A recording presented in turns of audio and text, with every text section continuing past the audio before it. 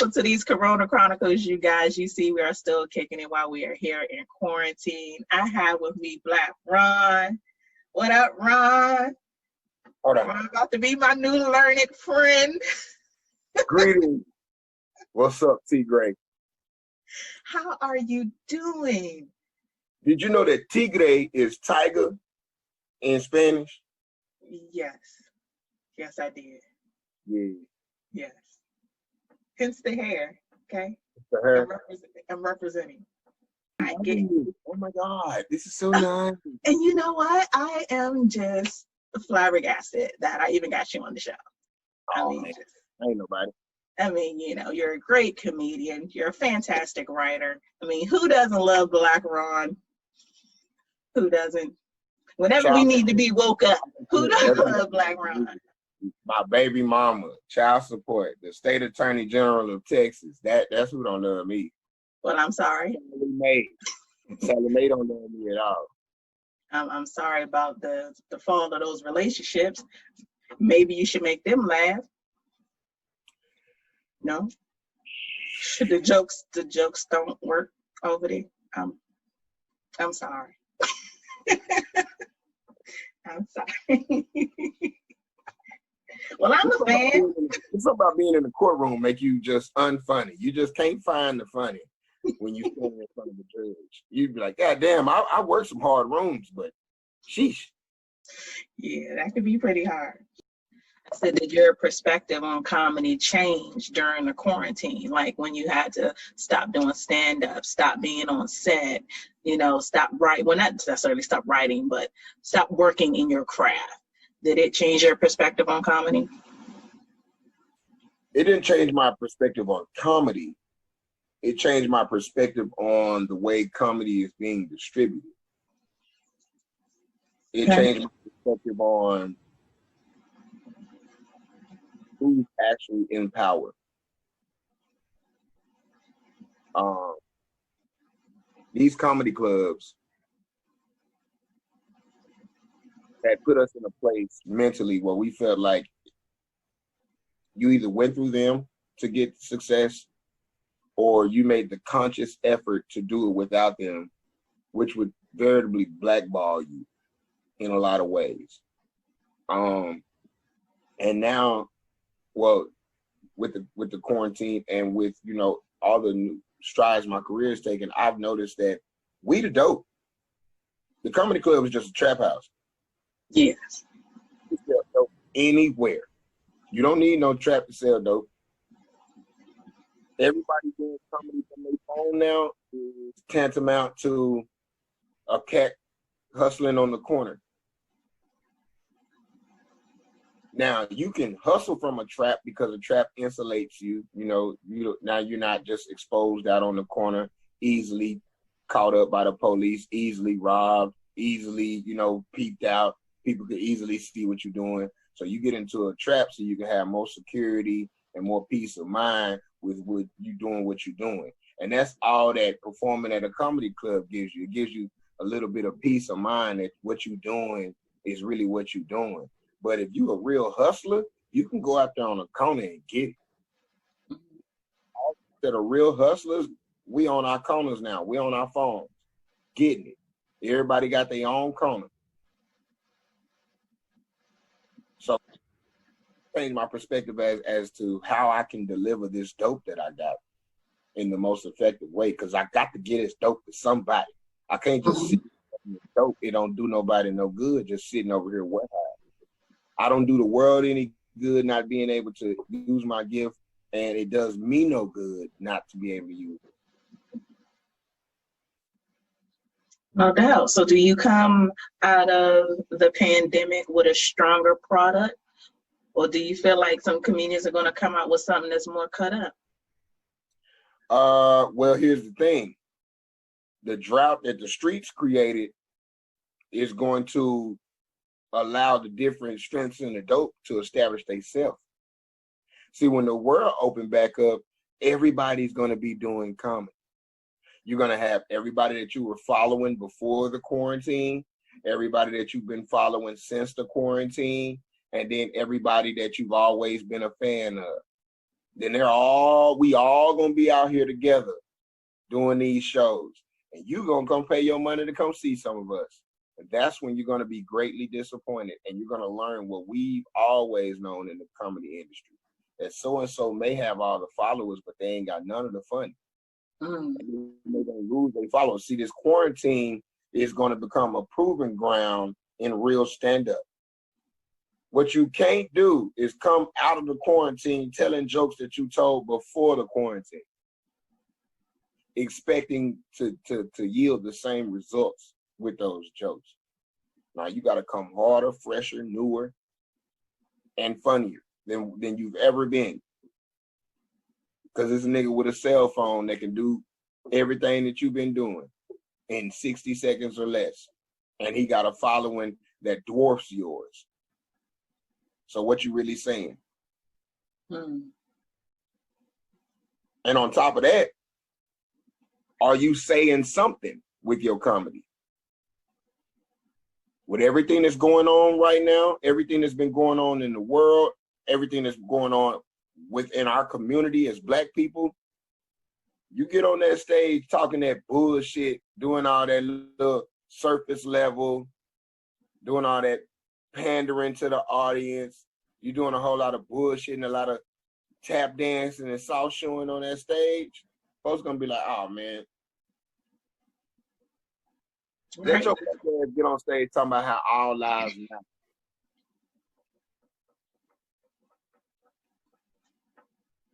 See, don't you get counseled? This is a big challenge to the creative process for a lot of people, because inspiration, especially for a comedian, can pretty much be garnered from anywhere. But I get what you're saying, because even being home and being here, like just in the course of the day in the house with the kids, just in the course of the day, I feel like at the end of the week, oh, that's a whole set right there. Have you talked to these kids all day? Like that's more than enough. So I get it. But what would you say to a comedian that doesn't really know how to exercise that funny bone in that way? I would challenge that comedian by asking them, what are they reading? Because while the world might be shut down right now and you're not available to have tactile experiences with people, you're not able to go out and just immerse yourself in culture. You can read. You can read books, you can read magazines, you can read news articles. You know what I'm saying? You can do more than read your Instagram timeline. You can do more than read your Twitter feed. You can do more than read your Facebook wall. You know what I'm saying? So immerse yourself in information. Because here's the great thing about literature, about history, and all of that. They're all timeless subjects. You know, the Bible was written thousands of years ago. But how many clean comics still reference the Bible in their material? How many times do we reference old movies in our material or old TV shows? So, you know, expose yourself to the vault of information that lies within these books and these printed works. Read some poetry, you know, immerse yourself in some music. I don't give a damn if all you do is watch Pornhub every day. At least come out of it with a fucking research paper like education level on Pornhub. Because that's the thing, comedy is not restricted to one subject or another. Comedy is subjective. You know, it's not subject to. So you can talk about anything. You can talk about how you don't have nothing to talk about. It's all in how you do it. And with reading, you'll strengthen and bolster your vocabulary. So if you have multiple ways of saying something, then what you're talking about doesn't have to be that wide breaching of a subject. Well, all right then, Black Ron, you just laid it out for the people to play it out. Hey man, set it up so we can wet it up. Yeah, he said, I'm gonna just go ahead and get y'all this blueprint real fast. I mean, unless you're gonna go out there and do some knock jokes, or you're gonna do some black people be like, white people be like, so I had this big booty girl one time, right? You ever had the boo-boo so hard that your eyebrows be itching? Like, come on, man. Come on, man. We really gonna do that with the little bit of time that we have? Corona has shown you that if you didn't know so already, life is short and time is precious. Mm-hmm. So you're gonna waste what little bit of time they gave you on stage. We ain't been able to tell jokes in 4 months on stage in front of large groups of people. You get your ass up there and you talking about some surface level shit. Bro, you could have stayed at the house. Could have stayed at the house. Stay at the house if all you finna do is go on stage. And so you ever be sitting at the house and DJ, hit it. You ever be at the mall and you DJ, hit it. Yeah, if you finna do that shit all night, bro, come on. Because at the house is where we've all been for the last 4 months. So I guarantee you that anything that you have that's been published has been watched over and over again. How dare you disrespect the art form by coming out and regurgitating the same shit like people ain't been binge watching comedy for the last 4 months. Then there's that. DJ. Yes. So you touched on a whole lot. I guess. That takes care of the comedy portion. As an entertainer and as a Libra, I'm what they call an extroverted loner. I'm an ambivert. I'm a person who likes being around people, but I don't really like people like that. You know, I'm a people person that don't really like folks. Mm-hmm. And what I mean by that is I don't like people and their idiosyncrasies. You know, I don't like being in rooms where you got to be pretentious. I don't like being in rooms where it's a bunch of fakes and phonies. I don't like being in rooms where people are wearing masks. And I don't mean that. So you don't want to go nowhere. No, I don't mean a mask as in. I know what you mean. And I say, so you don't want to go nowhere. You just want to be home. You're home. I want to be home with the option to go somewhere. See, it's the option of not being able to go nowhere that makes being at home so sucky. Mm-hmm.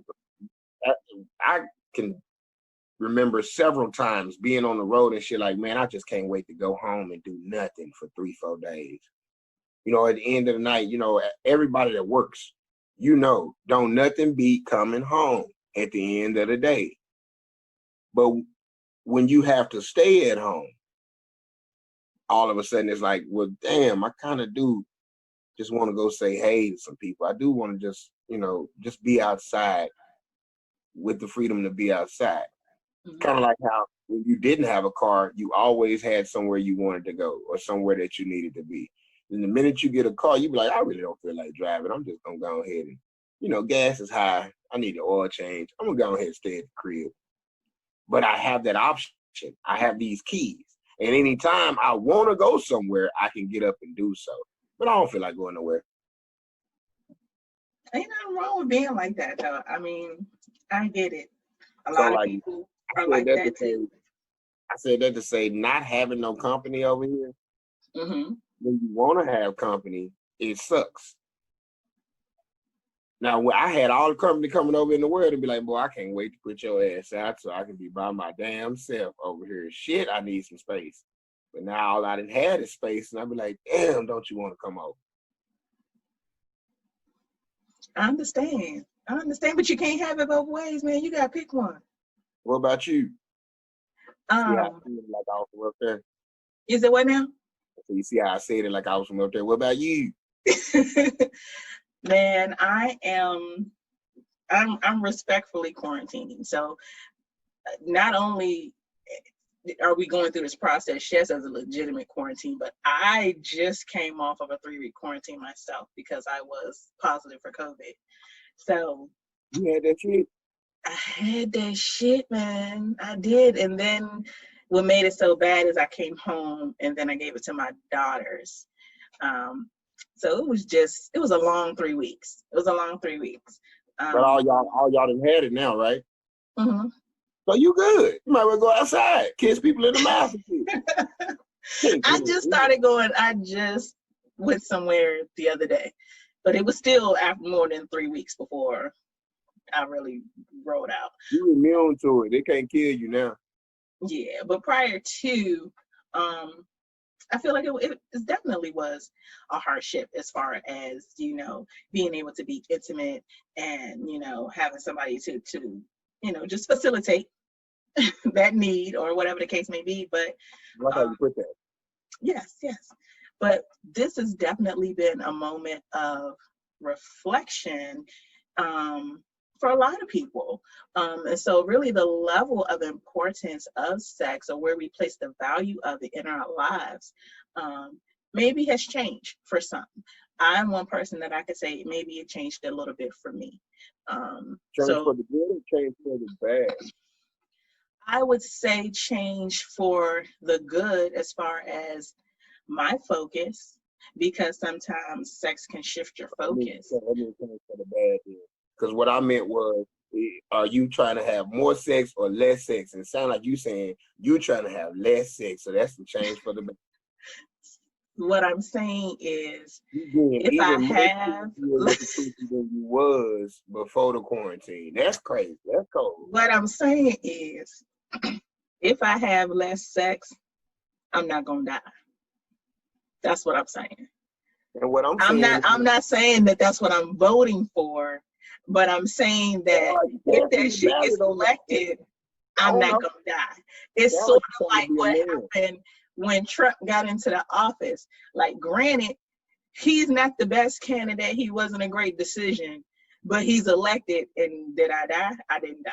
So I feel like that as far as my new outlook. Like, okay, you ain't got nothing for however long. If it's one more day, what's gonna happen? Bitch, you gonna die? Like, no, I'm not gonna die. If it's another month, you only feel that way. You only feel that way because they sell so many different sex toys that look and feel just like meat. Not the same cannot be said for men. You know what I'm saying? The sex toy industry is a boom with things for men. It's actually more catered to you guys. This sex dolls, you got the half a body. You ain't even got to deal with no face. If you don't even want to think about her. That's a psycho. What type of nigga is fucking on a slab of ass? Like, you are a psycho. Ain't no upper body, ain't no head, ain't no arms, ain't no legs, ain't no feet. It's just booty meat. But it's the same thing with the dildo, though, Ron. It's the same thing. You know what I mean? You got 16 in one hand, half a dozen in the others. Who is really being pleased more when it comes down to it? Who's really being pleased more when it comes down to it? If we don't have nobody in here, okay, you masturbate and whatever the case, you're going to use your mechanisms, whatever the case. Yeah, at some point you're going to be tired. But do men not have that same tenacity? Like, it's some dudes who are ain't no head machines, because I've been looking. I was on for nobody. Nope, they got them for women. I ain't seen no head machine. Go ahead, you just send me the link, please. It's a tongue with a joint. Oh yeah, okay, yes, I have seen those. And that bad boy just be like, yeah, I have seen that, but I mean, I don't know. We ain't got no mouth, the Mouth-O-Matic 2000 where you could just go buy that, you know. Some of those dolls, these dudes do fuck the dolls in the mouth from. First of all, ain't nobody finna fuck nothing that's sitting here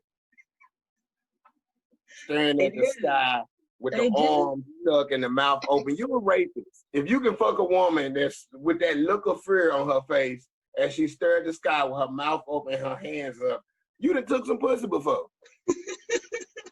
Every time I see a sex doll, that look like a woman saying,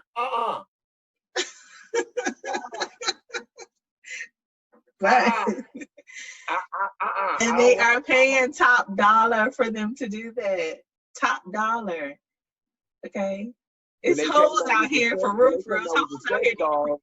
When they came out with the sex dolls, y'all was calling us all type. What type of sick ass, hoe ass, bitch ass nigga gonna get a robot to fuck them? Like, y'all ain't got the Robo Stroke 3000 in y'all damn nightstand. Women are diabolical as hell. But let me tell you where our line is, because I say we don't have as much as you do. Where is our sex doll? I don't have a sex doll. If I could go and pick, whose torso you want this model after, and whose dick, or pick a porn star. We can ship them right to you. Of course we do that shit, but we don't have that. Because a young lady and I were at a hustler store, and they sell a product there. I saw it maybe 5 or 6 years ago. They sell a product at the hustler store where you can clone your meat. You can. It comes in a tube, and you put the little stuff off in there, and then you put your little stuff off in there. And Okay, yeah. But what I'm saying is, granted, you can do that for your lady or what have you. No, but you can go get your. If I say, if you want the Wesley Pipes, you can go get that. You want the Mr. Marcus, you can go get that. And on top of that, look at all this good information I'm getting today. Don't none of these products that they sell for men vibrate. What nigga do you know got a transmission in his back where he can go 3-speed, 4-speed, 5-speed, where he can make his head go around and around and around, where he got a little doodad that can hit your clit, stroke your coochie, go around and around, and tickle your booty at the same time? What nigga do you know can do that? I can't say his name in the public. Any nigga that can do that must got arms like a T-Rex. Your arms got to be hella short to your body for you to be able to play with the coochie, tickle the booty, and stroke at the same time. Nigga. It don't exist, Ron. It don't exist. But they sell that motherfucker in every sex store. You can get you can get the Gangster Disciple, you can get the Pitchfork Stroke Out Plus. It comes with the 1, the 2, and the 3. You can get out. And then on top of that, the motherfucker vibrated 10 different speeds and settings. Some of them do beats. Like some of them ain't just some of them If you want to do that on your coochie, just You just sit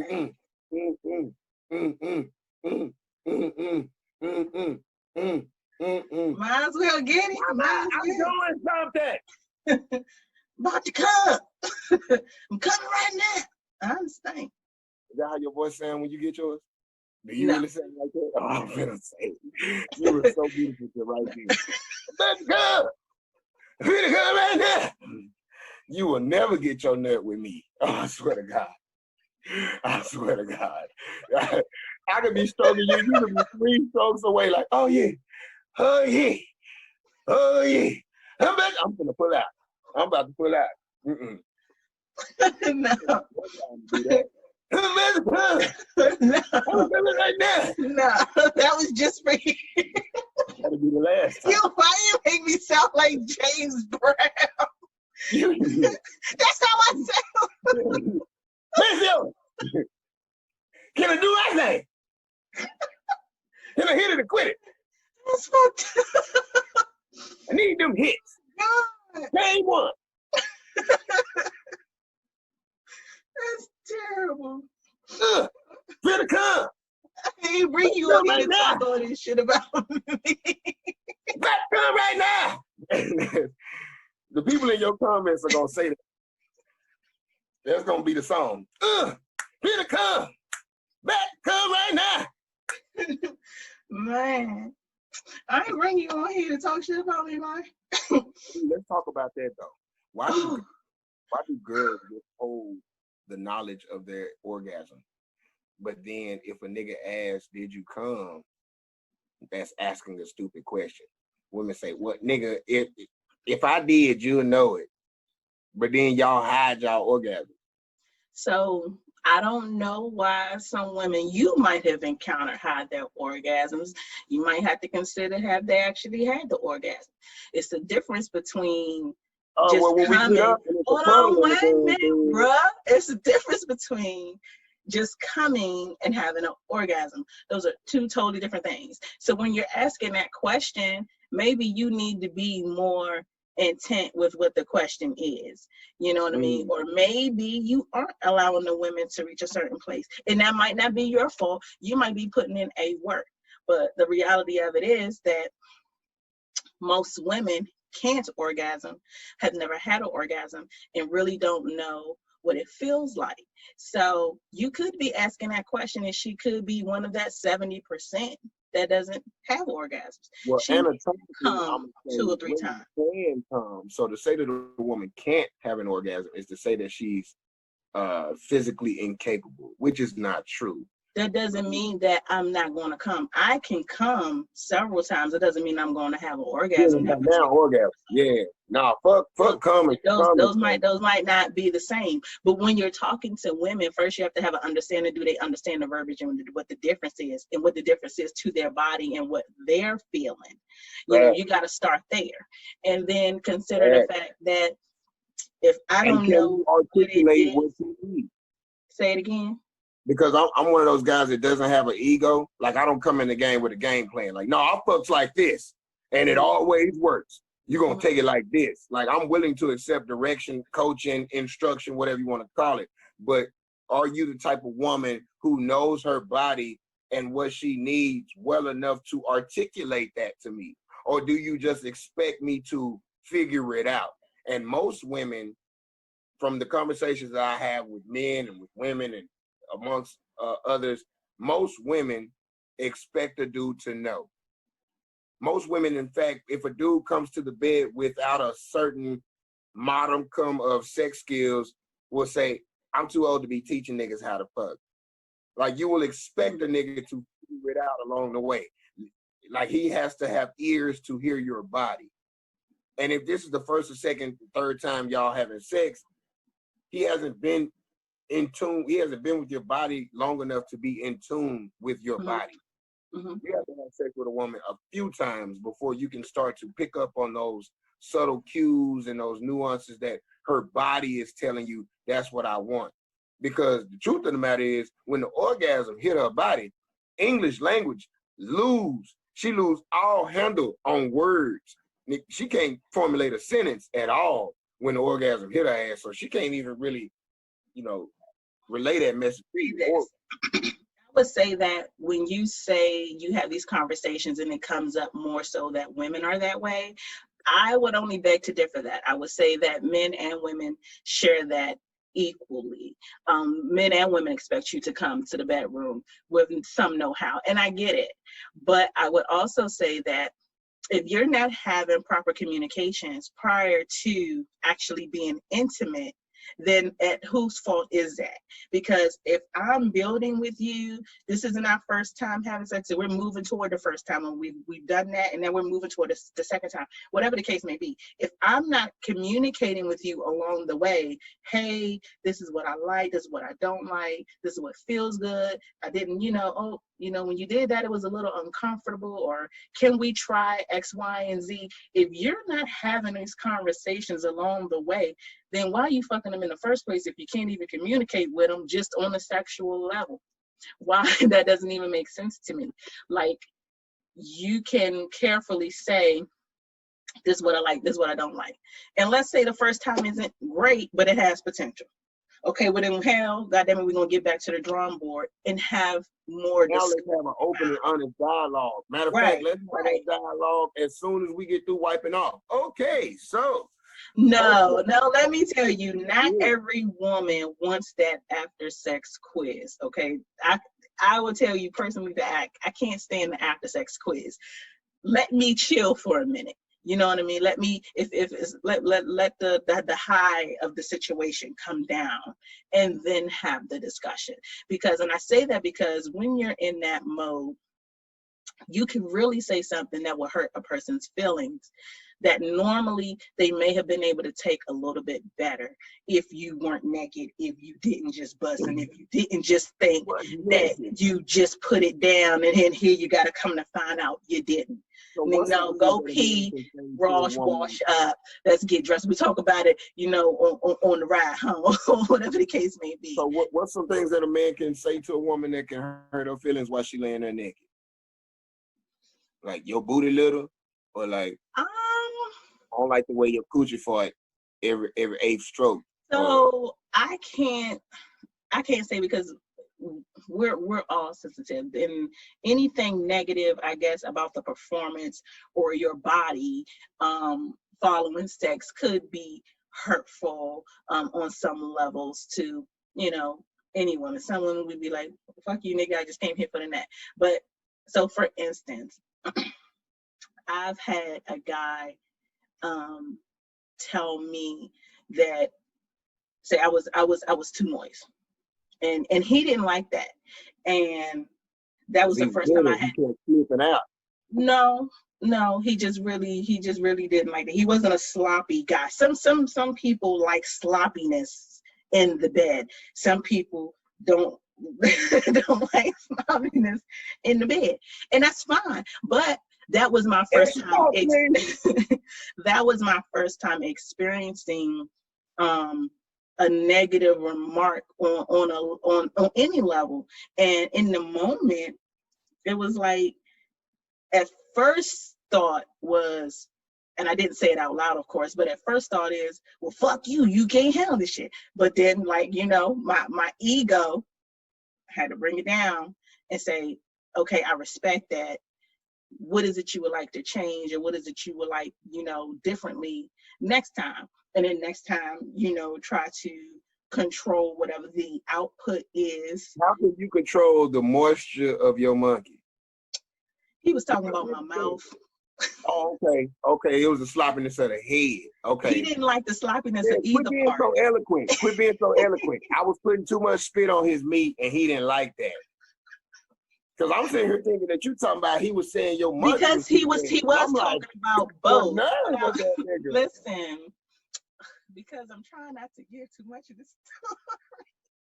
He was talking about both things. But I did not find all that out in the same day. The first time the complaint was about the head, I'm like, okay, I'll try to control the spit, the slobby, okay, no problem.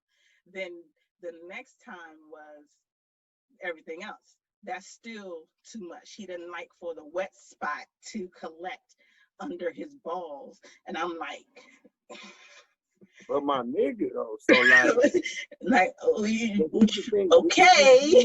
so the job right, but I can see how even something like that can be, in the time you might not know how to process it. That's why I say some of these conversations need to be had at a different level, at a different peak. Because had he said to me, say the next day or the next week, hey babe, let me talk to you about X, Y, and Z, I would have received it a whole lot better than. So was he saying like the moisture was causing him to finish too early? I don't know what the issue. He just didn't like the wetness around him. I don't know. The nigga never got in the pool. I don't know. I don't know. You can call that nigga. What's his number? Email me this nigga number, because I'm saying it in jest, but like, fellas, you gotta realize, and this is to all the male viewers, and I'm saying this, and I want to touch on it lightly and then get up off of it. But a lot of the behaviors of men trigger women to explore their homosexual side. Mm. Nigga, don't you realize that by saying something like that to that woman, you could have turned her off from niggas forever? Forever. I'm not gonna make it. Like, you don't realize that human beings are a summation of our experiences in life. You know, whoever you are, that's an amalgamation of every day, and whether that day went in your favor or not, whether that day was a triumph or a defeat.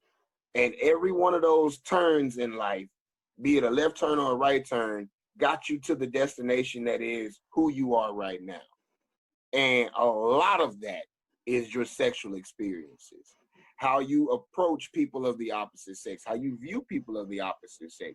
If a man comes in the room and you immediately look at him like niggas ain't shit, that's because there was somebody that you gave your coochie to who turned around and ain't shit at you. So now all niggas ain't shit. It's not just daddy issues. We gotta quit putting all that onus on a girl's father. It's also the first nigga she dated in high school. It's also the first nigga that saw that one of her titties was bigger than the other. It's also that first nigga that saw her vagina and its uniqueness, whether she had big old lips, whether she had the tight lips, whether she had a large clit, whether she was extra wet, whether she was the kind that was kind of dry and then squirted out of nowhere, you know what I'm saying? And more so than that, whatever her proclivities were. There are dudes that a woman exposed her freakiness to, and he was so closed-minded to that it turned her off from dudes, or it turned her off from being honest and open with all of her partners moving forward. Now the shit she do is not shit she feel like she got to do in secret and in private, and that's why all these underworld and kink lifestyles exist, because she can't even be honest with her fucking partner, but she can go online and be honest with 10,000 strangers that are in a forum. And the only way you'll find out is if you happen to go through her phone one day and find out that she like watching videos of people getting peed on and whooped and shit, because she want to get peed on and whooped. But when she brought it up to you, you was like, man, anybody gonna do that nasty ass, whole ass shit? Boy, that shit is sick. Boy, that shit is disgusting. I wish a motherfucker would ask me to do that shit. And she was like, okay, well, then cool.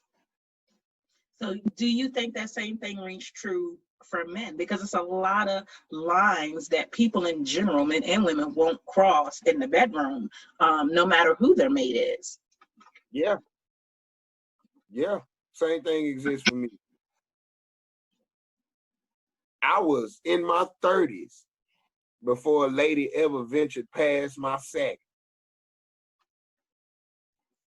And I was like, wow, that, well, all right. Well, won't it do it? I'm so happy for you. I'm so happy for you. You know, like usually a woman will hit the meat, she'll hit the ball. This woman lifted the balls up and was like, I'm gonna get on your zipper. The perineum. Perineum. But we're gonna be clinical about it, you know. Your gooch, your bridge, your soft spot. Oh, I'm so happy for you. Did you keep her? I kept her around for a while. And then one day, she was getting that gooch, and then all of a sudden it was like, oh,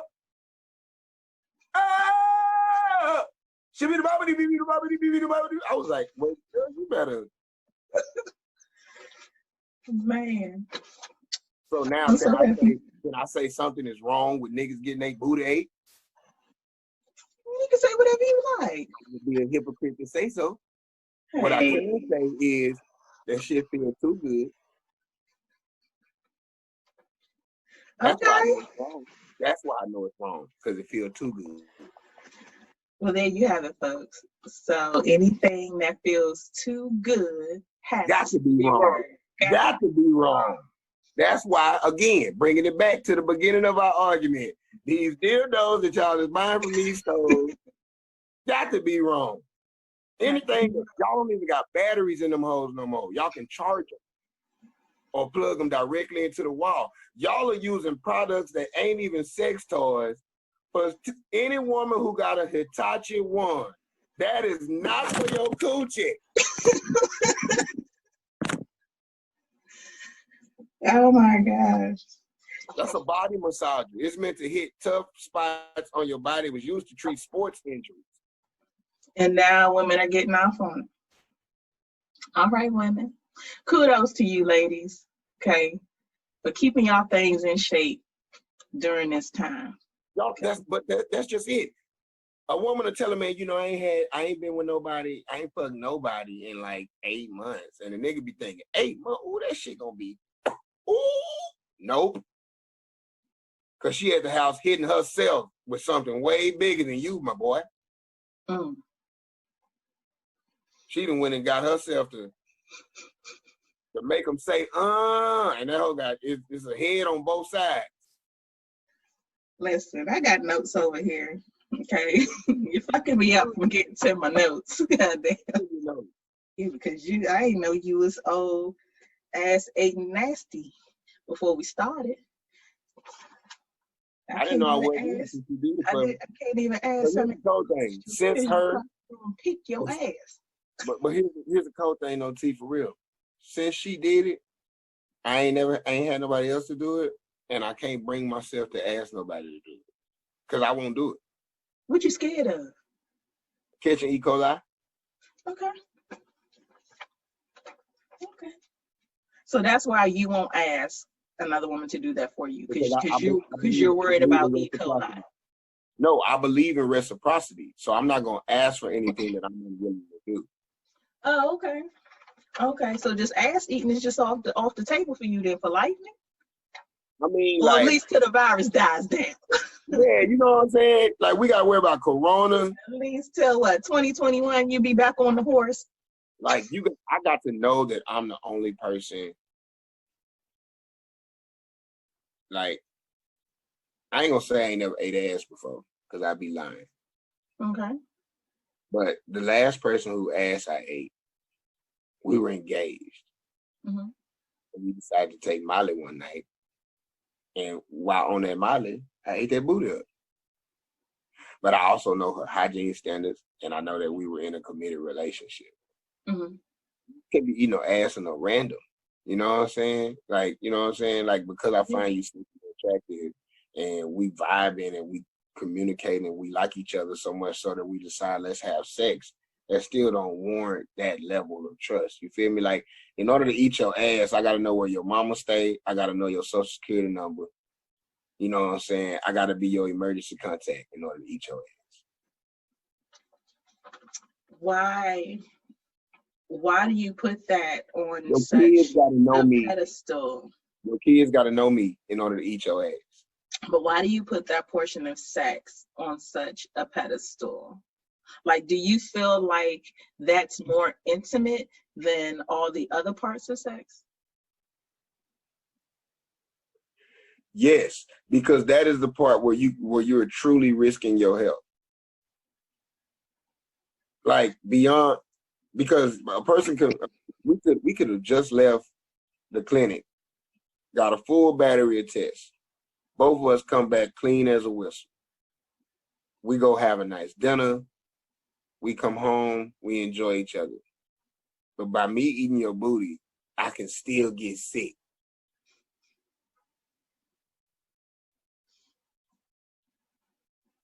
Okay.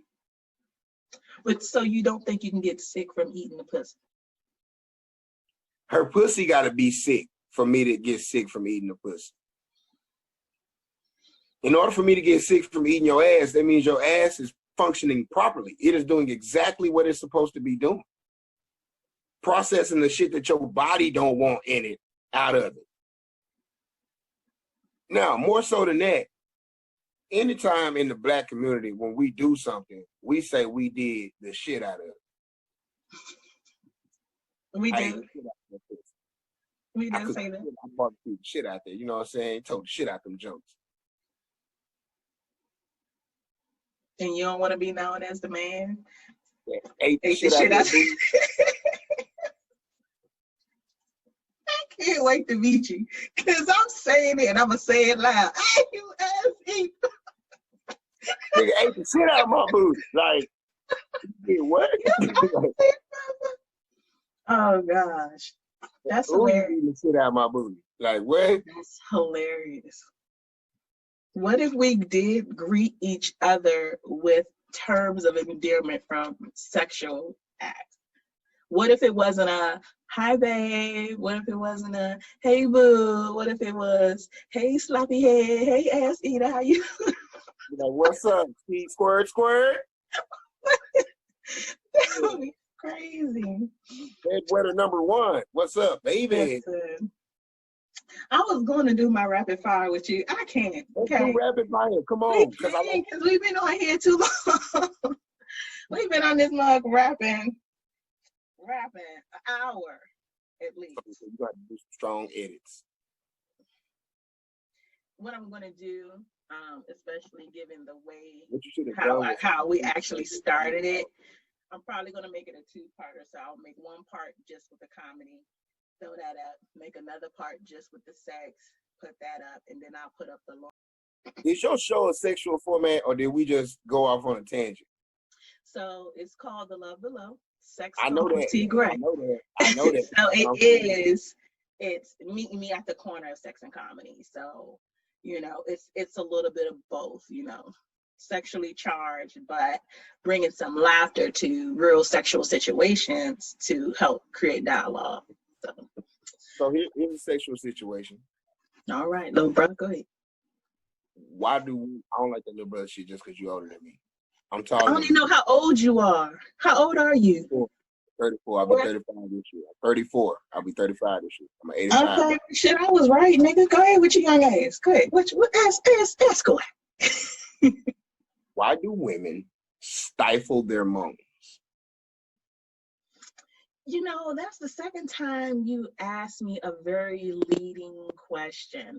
Now, do you mean that the woman is burying her face in the pillow or the bed or what have you so that people don't hear her? Or do you feel like they being stifled on purpose in another way? I mean, like, she will literally withhold her grunts, or like try to eat her moans and her grunts so that people don't hear her, so that she don't make noise. She will cover her mouth. She will put a pillow over her face, bury her head in the bed. You know what I'm saying? It could be because she doesn't want people to hear her. Or, I mean, I'm gonna be quite honest with you. This is a 50-50 crapshoot. She could legitimately not want anybody to hear her gorilla noises that she probably makes, because she probably sounds like an animal. Right. Or she could be faking it. No, because see, when she faking it, that's why guys like squirters so much, because that's the one thing you can't fake. Like, you can't fake the if you really truly know how to make a woman squirt, there's a certain mechanism, a certain technique, and, you know, stimulate, release, stimulate. Like, you know, I teach class anyway, but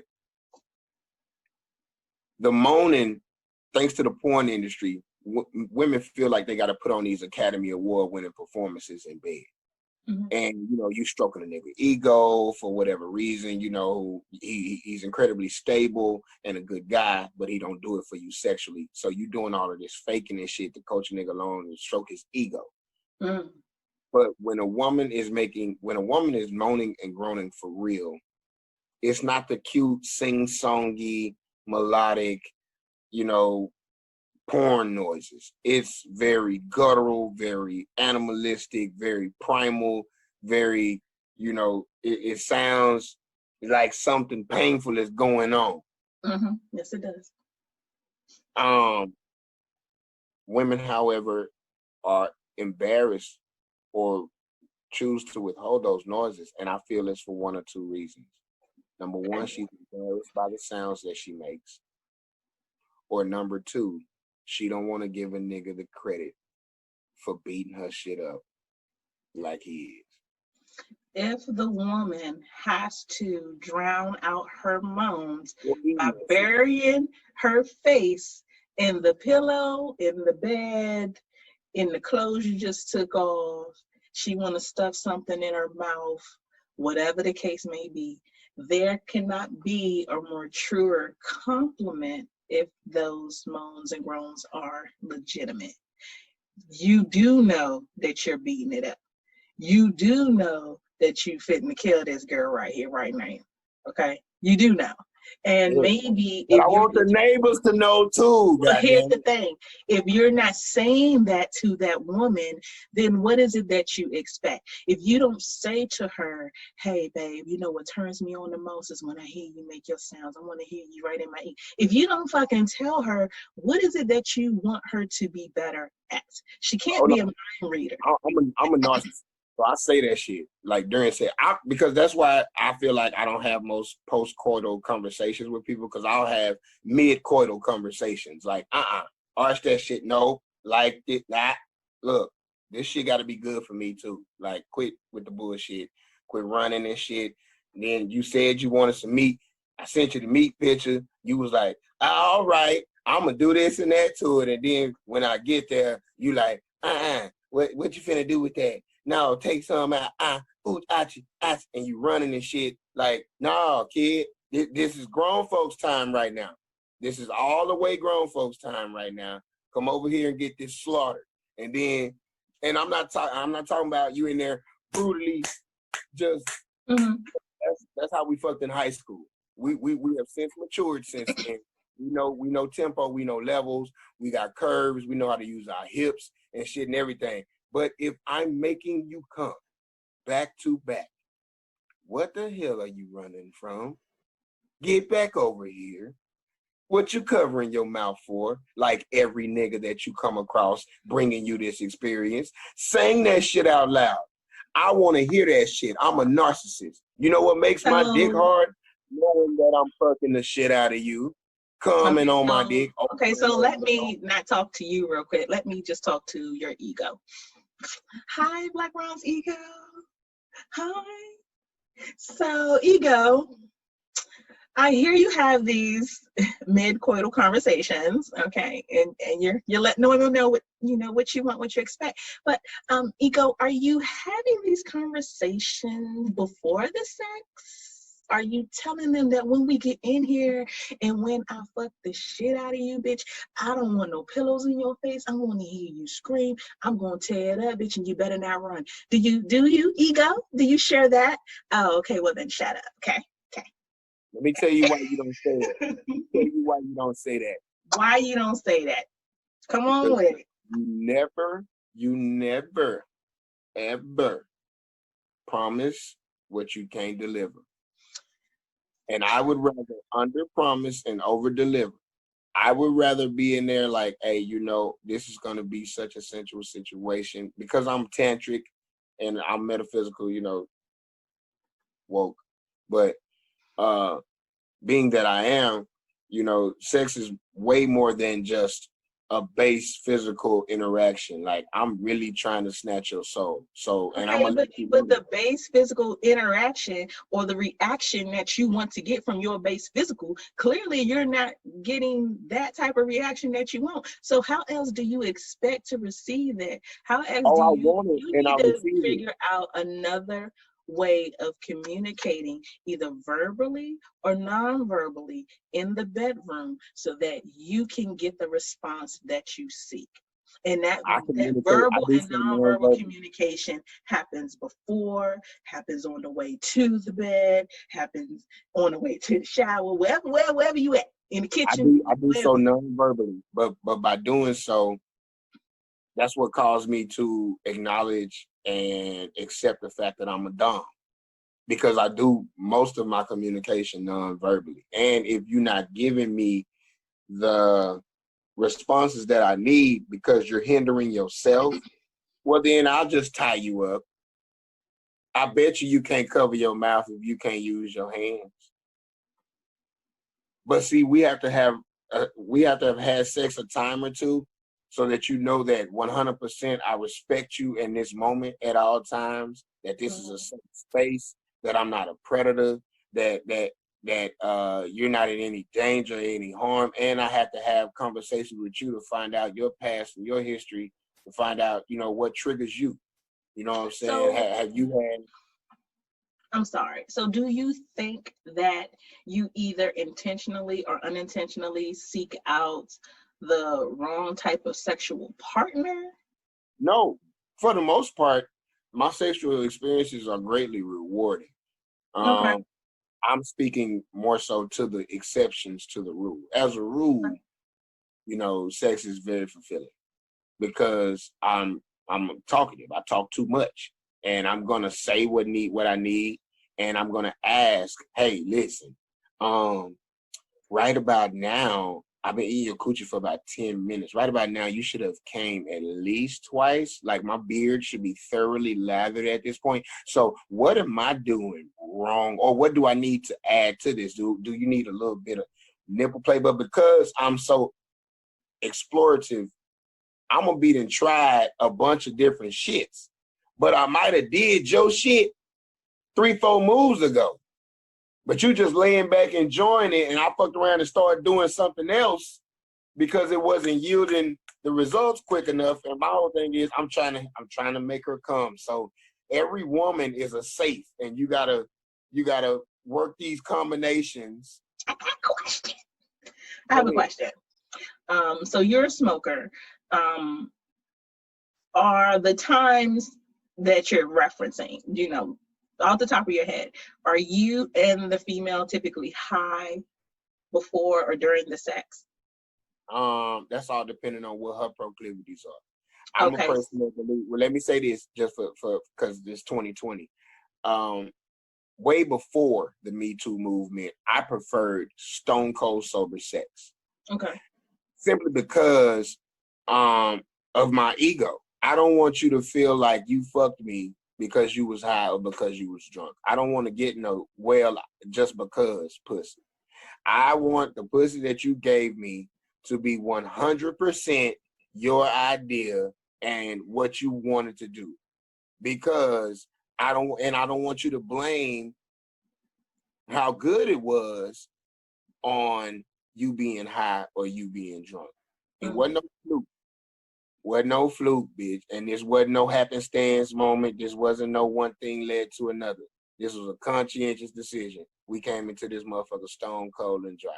Because you ain't gonna never get to say that I took advantage of you in any way, shape, or form or fashion. And I've had that motto since high school. You know what I'm saying? Because rape is very real, but fake rape cases are realer. And as a Black man, my parents kept me cognizant of the fact that I'm already 2 strikes against me by being Black and being male. Being intelligent on top of that, damn near should put me out the game. So with 3 strikes against me, I'm out the game before I even take a swing. And don't ever let anybody put you in a position to rob you of your life or your livelihood. So, and then when the Me Too movement happened, I was like, I'm looking at these situations like, yeah, bro, you kind of put yourself in that situation because you let her get high, you let her get drunk. Now she can say, I didn't operate my own volition. I was operating under mind and mood altering chemicals. But once we done had sex a time or two, or if you come over and I let it be known I'm a smoker, and you say, well, I'm a smoker too, and I say, okay, well, if you want to come over and match one, cool. Because I know that when a woman get high, the pussy get wet. She get her body just turn on. All her switches are on when a woman is high. I know that when a woman get drunk, a woman get bold. She get courageous. Everything that she been thinking about doing, she gonna fuck around and do, or she's bold enough to say when she drunk. And I know that the combination of them two turns a woman into a beast. Okay, so let me tell you why I asked that. Because you said, hey, if I'm down there 10 minutes, then the estimation is that you should have come twice. What can I change? But I was asking that question because if you're a female who is possibly under the influence during the act, things can be prolonged. So you might not, if that's the case, you might not want to look at it as, right, but you might not want to look at it as a hit or a jab toward your level of tenacity and getting the job done. It could very well be more so that instead of having 5 or 10 minutes, oh, now bitch got 20, 30 minutes, I'm going to lay here, yes, I'm going to enjoy it. So it might not necessarily be, a jab to what you're doing. Do you like drunk sex or high sex? This is my rapid fire section. Right. So I would say that I am not much of a drinker. I'm not much of a drinker. I'm like 1 or 2, and I'm a lightweight with alcohol, so I don't drink too much. I mean, is this the evil fingers? I see you, Smee. Mr. Burns, I see you in the background. No, it just means that you smoke. So I'm like, excellent. She's a smoker. Yes, a smoker. Yeah. I vote for the holistic approach. I like people that I have a commonality with. So like, we intellectually on the same wavelength. You rocking the unk, so that means spiritually and consciously we're on the same wavelength. And then you smoke, so like I like people that I can get along with in real life. and we look like we can get along in real life. And we scared of needles too. Yeah. So like, what's your sign? I'm a Sag. Really? All day, baby. That's crazy. Are you a crazy. Sag on the Capricorn side or a Sag on the Scorpio side? Scorpio side. Oh, okay, that's what it is. What the fuck does that mean? What the fuck does that mean? Sagittariuses are normally honorary people, and you got some honorary traits, but you're also like compromising. So it's like that's your Scorpio. Hold on, nigga, who only been talking to me for an hour and 20 minutes. Give me an example of me being honorary in this short time that you spoke to me. You just met me, nigga. What you mean? The fact that you want me to unpack it lets me know that I'm right. And what's understood. I'm looking for an example to what you're saying during this hour and 20 minutes. To elaborate on the subject. I have not been ornery. I have been very pleasant. No, just in your recounting of certain experiences and stuff like that, like the way your mood shifts and everything. Like I can tell that who you're being right now is T Gray, but Tiffany is very honest. Like Tiffany is set in her ways, nigga. She like a things a certain way. She is a woman of a certain age. She ain't came to play with you. You know, woman of a certain age. Like I said, you got me back for the little brother shit. Yeah. I mean, I only called you little brother one time. Saying I'm a woman of a certain age is like stabbing me twice. That's not even a fair get back. I didn't say she no old lad bitch. I ain't say that. You know what I'm saying? Yes, you did. Yes, you did. I did not. You said it, and then you dressed that shit up, put a little bow on it. Here, old bitch. So did you with the little brother. So did you with the little brother. And then you said brother, like in true DC fashion too. Like I ain't studying nothing that you talking about, little ass nigga. Get your fuck out of here, young I would never come at you like that though. I think you're a highly intelligent dude. Seriously. Run the tape back. Seriously. What you say? I said run the tape back. You'll see that's how you came at me. Listen, damn thing. Nasty talk with T Gray. I'm about to change it up though. Well, yeah. What's your new format gonna be? I'm going to start diving into stuff a little bit more serious because I feel like, don't get me wrong, I truly, truly enjoy talking about sex, and I feel like there's always going to be a place for it when you have to have healthy communication, especially healthy communication among Black people. We don't really talk about like that, but I get so engulfed in the comedy side, and I feel like there's more that I could be doing with that, especially with having a lot of comedians as good friends. Like the conversations we have off camera, you know, can get so deep in talking about the business, talking about the semantics, talking about the politics of it, you know, just not in a comedy fashion, but just really having some legitimate comedy talk. And so many people are not just comedy. So many people are amazing writers, amazing artists, full-time whatevers, and, you know, entrepreneurs, and are building businesses and using comedy as their framework. And I just feel like there's a show, there's a place for that. People need to see that way more so than who you had beef with 20 years ago. Like who really, you know what I mean? But there's a place for everything. So I'm not knocking that, but I just think that there's a place for me as well in bringing another side of comedy to the table. And so when I first started my show, most of the time I'm in comedy clubs. I'm in the green rooms, I'm wherever, I'm backstage, wherever the case may be, I'm at the arenas. And so in that moment, as on as you guys have to be, you got to be on when you prepping to get ready to go on stage. You on when you on stage. You come on stage, you're still on because you got your meet and greet. You might be able to sit down and get your thought together for a minute. So when you're sitting down with me, this ain't about being funny right now. This is about just having some real talk between some real people. One of them just happens to be funny, and one of them just happens to be fly than the motherfucker. That's rap. You know what I mean? Right, shit, you're right. You can't see the bottom of my outfit. And I had my jacket on earlier, but I was fly as a bird feather today. You're right. I believe you. I believe you.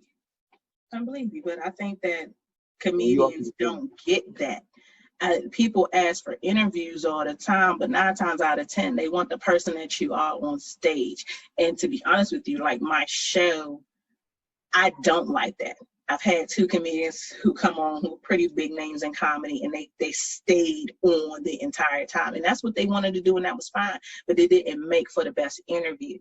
It didn't make for the rousing dialogue between people. You didn't get none of that.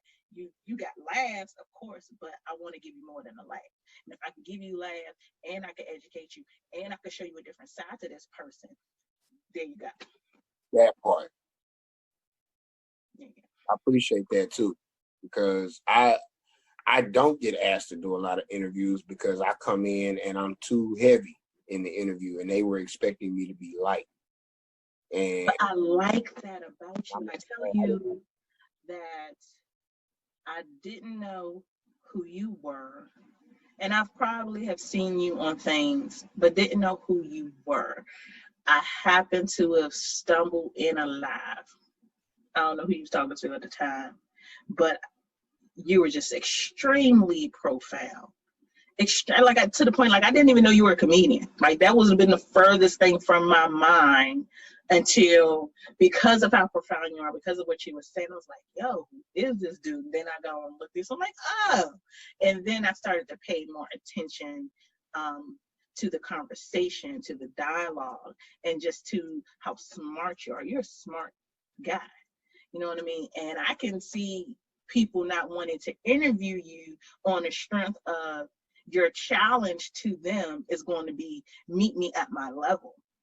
And what if that person really isn't? What if they can only come to the table with 5 questions, and that's 5 questions that somebody else wrote for them? What if they can't come to the table with a legitimate way to pull you out, even if you're not in a shell? What if they can't do that? So I could see why somebody would be like, I don't want to interview Blaq Ron, not because you woke in the motherfucker, but because you fit to make me look stupid on my shit. You know what I'm saying? Hour-long interviews that only had 5 questions in them, because you take 10 minutes to answer a question. I'll tell you that right now. Well, I mean, hey, they see you every episode. They ain't gonna never see me no more. They gonna see you again. I mean, that's part of what this is building a network, giving a face to some of the comedians that you don't normally see. I have met more comedians and had more people on my show, like I guess in a faster during this quarantine than any other time. And granted, I'm 4 seasons in. This is my 4th season. Plus, I'm doing the special segment. So this is the volume 2 to my Corona Chronicles. I still meet a new person, see a new face, hopping in these lives, and people have their open mics, and people putting on these, these shows through the Instagram, stuff like that. It's so many comedians that I've come across that way that are funny, that I want to have a conversation with, that I want to promote. I want to put you on my show. You know what I mean? I want for people to be able to see that, hey, there's this other person out there, and look at how fucking funny they are. So, that's what it's for. If people don't do anything during this shit, they need to do my fucking show. And that's a fact right there. You heard it here first, goddamn it. You ain't watching Love Below. I don't know what you doing. You just wasting your data watching that bullshit. You watching people bust bumps and ASMR videos and mukbangs and shit when you could be watching the Love Below. No bullshit. And laugh. No bullshit. So, Blaq Ron, tell everybody where they can follow you. You can follow me on Christian Mingle at Deacon Longstroke. I'm on there. Be sure you get at me, aka Bishop with the Beef hashtag. No, seriously though, if you throw me in your Google bar, I'm Googleable. Google me. It's gonna pull up everything. My YouTube, my Twitter, my Facebook, my Instagram. BLAQRON is how you spell my name. Blaq with a Q. BLAQRON. Not Black Rob. Not Blaq with a CK. But if you follow me on Instagram, you can catch my show, the Midnight Oil Show. I do that every night, midnight Eastern, Monday through Friday with my girl Ty Davis as my lovely co-host. Be sure you catch that. We talk about anything, everything, and nothing all at the same time. And then if you look me up on YouTube and on Facebook, you can catch videos of some of my past work and stuff like that, so you can become more abreast of who I am as a stand-up comedian. So, and I thank you for your follow.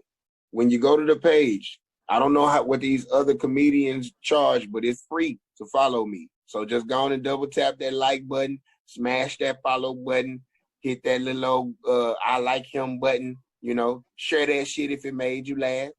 You know what I'm talking about? We trying to get somewhere, and I can only do so one person at a time. And if the spirit move you, let him use you. You want to send $1 to my Cash App? $Blaq Run, BLAQRON. I take every denomination of money, 1 to 1 million. You send me whatever the Lord lay on your heart. I bet you this. I bet you I'm gonna appreciate it. I damn sure gonna appreciate it. I bet you I won't be ungrateful. Shit. I bet you. Bet right, your dollar. Bet your dollar I ain't gonna be ungrateful. I got you. I'm gonna put my dollar up. I ain't scared.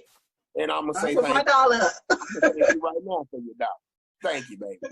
Appreciate that dollar, sloppy. All right. Well, thank you so much for hopping on these Corona Chronicles. You guys, there's so much more to come. So many more great comedians. We are in volume 2. So kicking this thing, season 4, The Love Below, you guys, is coming. Make sure you also check me out as a co-host on Illustrate Radio. And you can all know you can find me everywhere: Facebook, Instagram, Twitter, YouTube, Sex Talk with T. Gray.